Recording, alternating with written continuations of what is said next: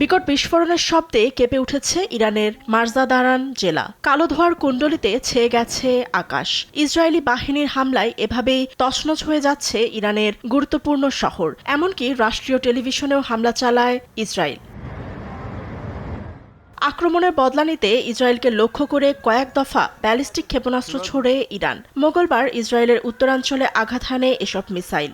দেশটির উত্তরাঞ্চলকে টার্গেট করে ছোড়া মিসাইল মধ্যাঞ্চলেও আছড়ে পড়ে ব্যাপক ক্ষয়ক্ষতি হয়। ইসরায়েলি প্রতিরক্ষা বাহিনীর দাবি, ক্ষেপণাস্ত্র প্রতিহত করেছে তারা।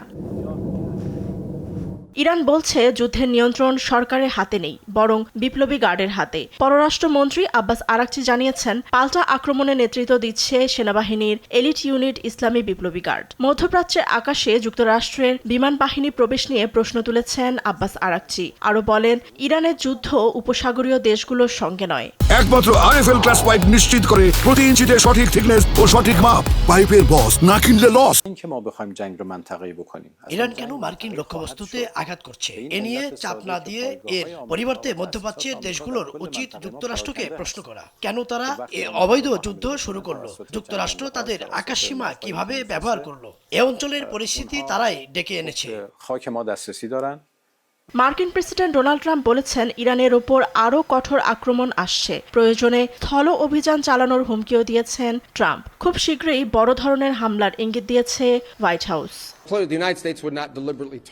আমরা এই মুহূর্তে স্থল বাহিনী পাঠাবো না, তবে প্রেসিডেন্টের কাছে সেই বিকল্পগুলি আছে।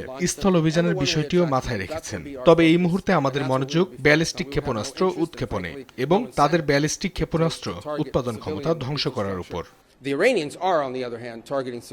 এদিকে হরমুজ প্রণালী বন্ধের কথা জানায় আইআরজিসি। সৌদি আরবে যুক্তরাষ্ট্রের দূতাবাসে ড্রোন হামলা সহ কুয়েত এবং কাতারে ড্রোন ও মিসাইল ছোড়ে ইরান। মধ্যপ্রাচ্যের সব দেশ থেকে দ্রুত নাগরিকদের সরে যাওয়ার নির্দেশ দিয়েছে মার্কিন পররাষ্ট্র মন্ত্রণালয়। ফাতেমা তাসনিম, নিউজ ডেস্ক, দেশ টিভি।